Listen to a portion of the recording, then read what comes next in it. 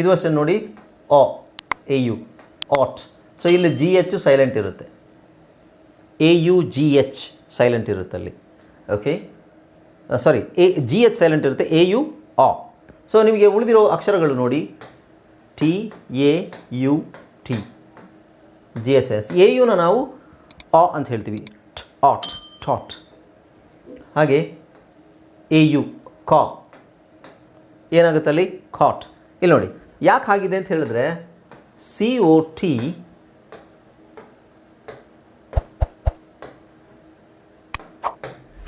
ಇವೆರಡು ಉಚ್ಚಾರಣೆನೂ ಒಂದೇನೆ, ಕಾಟ್ ಕಾಟ್. Okay, so ಏನು ಡಿಫ್ರೆನ್ಸ್ ಅಂದರೆ, ಕಾಟ್ ಅಂದರೆ ಕ್ಯಾಚ್, ಕ್ಯಾಚ್ದು ಫಾಸ್ಟ್ ಟೆನ್ಸ್ ಕಾಟ್.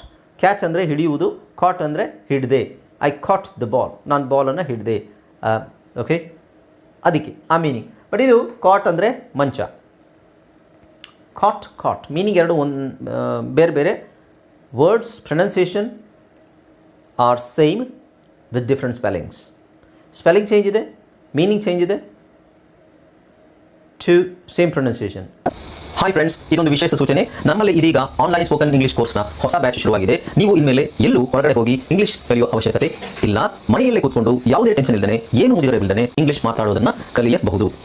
ಸ್ನೇಹಿತರೆ, ಸ್ಪೋಕನ್ ಇಂಗ್ಲಿಷ್ ಮಾತ್ರ ಅಲ್ಲ, ನಿಮಗೆ ಇಂಗ್ಲಿಷ್ನ ಓದಲಿಕ್ಕೆ ಬರಲಿಕ್ಕೆ ಬರಲ್ಲ ಅಂತ ಇಟ್ಕೊಳ್ಳಿ. ಈಗ ಇಂಗ್ಲಿಷಲ್ಲಿ ನಿಮಗೆ ಓದಲಿಕ್ಕೆ ಬರಲಿಕ್ಕೆ ಬರಲ್ಲ, ಬರೀ ನಿಮಗೆ ಎಬಿಸಿಡಿ ಮಾತ್ರ ಗೊತ್ತು, ಅಥವಾ ಎಬಿಸಿಡಿ ಗೊತ್ತಿಲ್ಲ ಅಂತ ಇಟ್ಕೊಳ್ಳಿ. ಸೊ ಎಬಿಸಿಡಿ ಗೊತ್ತಿಲ್ಲ ಅಂತ ಪರವಾಗಿಲ್ಲ, ನಾವು ನಿಮಗೆ ಇಂಗ್ಲಿಷ್ನ ಬೇಸಿಕ್ಕಿಂದನೇ ಓದಲಿಕ್ಕೆ ಮತ್ತು ಬರಲಿಕ್ಕೆ ಸಹ ಹೇಳ್ಕೊಡ್ತೀವಿ. ಅದು ಅಲ್ಲದೆ ನೀವು ಒಂದು ವೇಳೆ ಕನ್ನಡನೇ ಬರಲ್ಲ ಅಂತ ಇಟ್ಕೊಳ್ಳಿ, ಕನ್ನಡನೂ ಹೇಳ್ಕೊಟ್ಟು ಕನ್ನಡದಿಂದ ಇಂಗ್ಲಿಷ್ನ ಹೇಗೆ ಓದೋದು, ಕನ್ನಡನೂ ನಾವು ಹೇಳ್ಕೊಟ್ಟು ಅದರ ಮೂಲಕ ಇಂಗ್ಲಿಷ್ನ ಹೇಗೆ ಕಲಿಯೋದು ಅನ್ನೋದನ್ನು ನಾವು ಈ ಕೋರ್ಸಲ್ಲಿ ಇನ್ಕ್ಲೂಡ್ ಮಾಡಿದ್ದೀವಿ. ಸ್ನೇಹಿತರೆ, ಈ ಕೋರ್ಸನ್ನು ಚಿಕ್ಕ ಮಕ್ಕಳನ್ನು ಹೊರತುಪಡಿಸಿ ಬೇರೆ ಯಾರು ಬೇಕಾದ್ರೆ ಈ ಕೋರ್ಸ್ಗೆ ಜಾಯ್ನ್ ಆಗ್ಬೋದು. ನೀವು ಕೆಲಸಕ್ಕೆ ಹೋಗೋರು ಇರ್ಬೋದು, ಮನೆಯಲ್ಲಿರೋರು ಇರ್ಬೋದು, ಅಥವಾ ನೀವು ಯಾವುದೋ ಒಂದು ಬಿಸ್ನೆಸ್ ಮಾಡ್ತಾ ಇರ್ಬೋದು. ಓಕೆ, ಸೊ ಯಾರು ಬೇಕಾದರೂ ಈ ಕೋರ್ಸ್ನ ಜಾಯ್ನ್ ಆಗ್ಬೋದು. ಹಾಗಾದರೆ ಸ್ನೇಹಿತರೆ, ತಡ ಯಾಕೆ, ಈ ಸ್ಪೋಕನ್ ಇಂಗ್ಲಿಷ್ ಕೋರ್ಸ್ ಮತ್ತು English basic reading and writing ಕೋರ್ಸ್ನ ಜಾಯ್ನ್ ಆಗಬೇಕು ಅಂತ ಆಸಕ್ತಿ ಇರೋರು ಈ ಕೂಡಲೇ ನಿಮ್ಮ ಫೋನ್ ತೆಗೆದುಕೊಳ್ಳಿ, ಹಾಗೂ ಇಲ್ಲಿ ಬರ್ತಿರುವಂತಹ ನಂಬರ್ಗೆ ಅಥವಾ ಕೆಳಗಡೆ ಬರ್ತಾ ಇರುವಂತಹ ನಂಬರ್ಗೆ ನೀವು ಕರೆ ಮಾಡತಕ್ಕದ್ದು, ಅಥವಾ ವಾಟ್ಸ್ಆ್ಯಪ್ನಲ್ಲಿ ಸಂಪರ್ಕಿಸಿ ನಿಮ್ಮ ಹೆಸರನ್ನು ರಿಜಿಸ್ಟರ್ ಮಾಡಿಕೊಳ್ಳಿ. ನೆಗೆಟಿವ್ ಕ್ವೆಶ್ಚನ್ನು ಇದು ನೆಗೆಟಿವ್ ಆಗಿರುತ್ತೆ. ನಾನು ಫಸ್ಟ್ ಎಕ್ಸ್ಪ್ಲೈನ್ ಮಾಡ್ತೀನಿ, ಆಮೇಲೆ G H. A U G H is always silent ಮಧ್ಯದಲ್ಲಿ ಬಂದಾಗ, ಬಟ್ ಸ್ವಲ್ಪ ಆಲ್ವೇಸ್ ಅಲ್ಲ, in some cases it's pronounced. Let's see. ಇಲ್ಲಿ ಡಾಟರ್ ಇಲ್ಲೂ ಸೈಲೆಂಟ್, ಡಾಟರ್. ನಾಟಿ ಇಲ್ಲೂ ಸೈಲೆಂಟ್, ನಾಟಿ.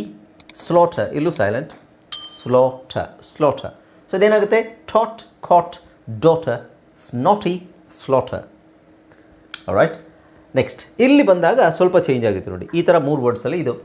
ಇಲ್ಲಿ ಎ ಯು ಜಿ ಎಚ್ ಇದೆ, ಅದನ್ನು ನಾವು ಆ ಅಂತ ಹೇಳೋಂಗಿಲ್ಲ, ಆ ಅಂತ ಹೇಳಬೇಕು. Draft draft. ಓಕೆ, ನೆಕ್ಸ್ಟ್ ಇದು ಎ ಯು ಜಿ ಎಚ್ ಇದೆ, ಈ ಜಿ ಎಚ್ ಇದೆಯಲ್ವಾ, ಇದು ನಾವು ಎಫ್ ಸೌಂಡ್ ಬರುತ್ತೆ. Laugh laugh. ಜಿ ಎಚ್ ಲಾಸ್ಟಲ್ಲಿ ಬರುವಂತಹ ಎಫ್ ಸೌಂಡ್ ಬರುವಂತಹ ಪದಗಳು ಮುಂದೆ ಬರುತ್ತೆ ನಿಮಗೆ. ಫೋನೋಗ್ರಾಮ್ಸಲ್ಲೇ ಇದೆ, O U G H phonogram ಅದು. ಓಕೆ, ಸೊ ಇಲ್ಲಿ ಅಗೇನ್ ಲಾಫ್ಟರ್, ಲಾಫಿಗೆ ಸಂಬಂಧಪಟ್ಟಂತಹ ಎಲ್ಲ ವರ್ಡ್ಸು ಹಾಗೆ ಇರುತ್ತೆ, ಎಫ್ ಅಲ್ಲಿ ಪ್ರೊನೌನ್ಸ್ ಆಗುತ್ತೆ. Laugh, laughter, laughing, laughed, laughable. Okay, ಎಲ್ಲದು ನಾವು ಫನೇ ಬರುತ್ತೆ ಜಿ ಎಚ್ಗೆ. Okay, right. ನೆಕ್ಸ್ಟ್ ಬಂದು U, sorry B U. B ಯುಗೆ ನೋಡಿ ಯಾವ್ಯಾವ ಥರದ ಸೌಂಡ್ಸ್ ಇದೆ ನೋಡಿ. ಬಿ ಯು ಬಂದಾಗ ಬ ಬರ್ಬೋದು, ಬು ಅಂತ ಬರ್ಬೋದು, ಬಿ ಅಂತ ಬರ್ಬೋದು, ಬ ಅಂತ ಬರ್ಬೋದು, ಬ್ಯೂ ಅಂತ ಬರ್ಬೋದು. ಬಿ ಯು ಅಕ್ಷರ ಕಾಮನ್ ಆಗಿ ನಾವು ಬಿ ಯುನ ನಾನು ನಿಮಗೆ ಫಸ್ಟಿಗೆ ಏನು ಹೇಳ್ಕೊಟ್ಟಿದ್ದೆ, ಬಿ ಬಂದು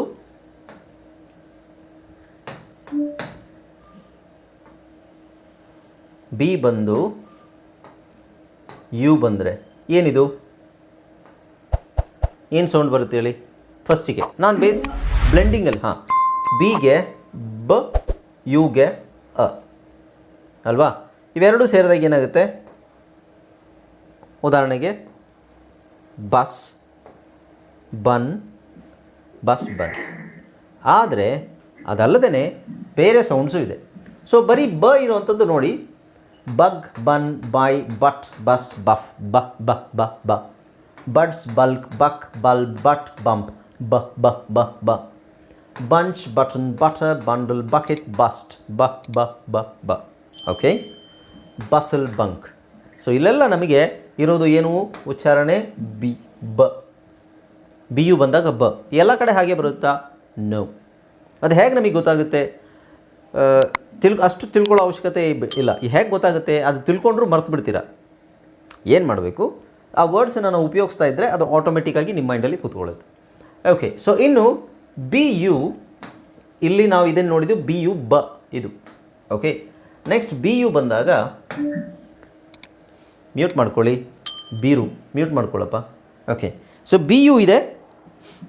ಬಿ ಯುನ ನಾವು ಇಲ್ಲೇನಿದೆ ನೋಡಿ, ನಾನು ಮೊದಲಿಂದನೂ ಹೇಳ್ತಾ ಇದ್ದೀನಿ, ನಾನೇನಾದರೂ ಅಕ್ಷರ ಆದಮೇಲೆ, ಉದಾಹರಣೆಗೆ ಅ ಅಕ್ಷರ ಇದೆ, ಇದಾದಮೇಲೆ ನಾನು ಚುಕ್ಕೆ ಹಾಕಿದ್ರೆ ಅದನ್ನು ನೀವು ಆ ಅಕ್ಷರನ ಸ್ವಲ್ಪ ಎಳಿಬೇಕು. ಅದನ್ನು ಈಗ ಟಿ ಆದಮೇಲೆ ಅಕ್ಷರನ ನಾನು ಹೇಳಿದ್ರೆ ಟ ಅಂತ ಹೇಳಬೇಕು. ಓಕೆ. ಅದೇ ಥರ ಇಲ್ಲಿ ಬಿ ಯು ಆದಮೇಲೆ, ಕನ್ನಡದಲ್ಲಿ ಬ ಆದಮೇಲೆ ನಾನು 3 ಚುಕ್ಕೆ ಹಾಕಿದ್ದೀನಿ. ಇದರ ಅರ್ಥ ಏನು? ಅದನ್ನು ಎಳಿಬೇಕು ನಾವು. ಬ ಕಾಮನ್ ಆಗಿ ನಾವು ಅದನ್ನು ಕನ್ನಡದಲ್ಲಿ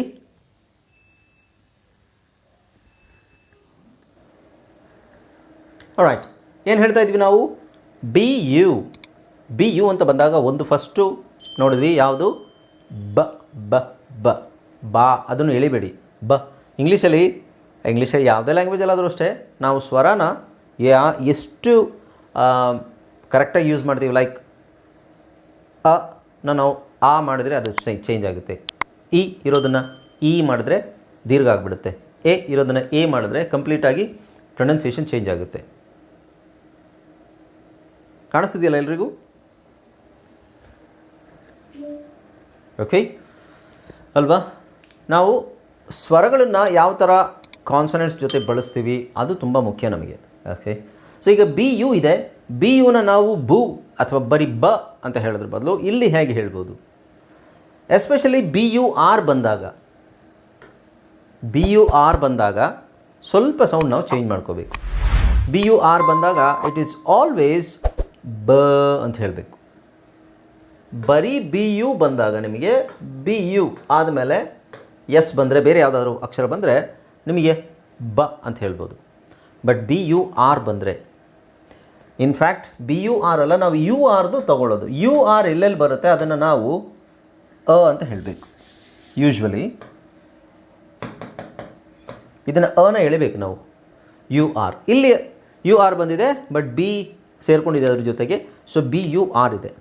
ಬಿ ಯು ಆರ್ ಇರೋದನ್ನು ನಾವೇನು ಹೇಳಬೇಕು? ಬ ಅಂತ ಹೇಳಬೇಕು. ಬರ್ ಅಲ್ಲ, ಬರ್. ಆರ್ನ ಸೈಲೆಂಟ್ ಮಾಡ್ಬೋದು ಅಥವಾ ಹೇಳ್ಬೋದು. ಸೊ ಇದನ್ನು ಹೇಗೆ ಹೇಳ್ತೀವಿ? ನಾವು ಕಾಮನ್ ಆಗಿ ಹೇಳ್ತಾ ಇದ್ದಿದ್ದು ಬರ್ನ್. ಅದು ಬರ್ನ್ ಆಗಿದೆ, ಅದು ಬರ್ನ್ ಆಗುತ್ತೆ, ಬರ್ನ್ ಆಗೋಗಿದೆ. ಬರ್ನ್ ಅಲ್ಲ, ಬರ್ನ್ ಅಂತ ಹೇಳ್ಬೋದು. ಅಥವಾ ಬರ್ನ್ ಅಂತ ಹೇಳಿ, ಬರ್ನ್. ಆ ಥರ ಹೇಳೋದು ಕಷ್ಟ ಆಗುತ್ತೆ. ಆರ್ ಸೈಲೆಂಟ್ ಮಾಡೋದೇ ಬೆಟ್ರು. ಬರ್ನ್ ಅಂತ ಹೇಳಬೇಕು. ಸೊ ಇಲ್ಲೇನು? Burn, burst, burger, burp, burl. ಆರ್ನ ಸೈಲೆಂಟ್ ಮಾಡ್ಬೋದು, ಬಿಡ್ಬೋದು. That's an option. ಓಕೆ.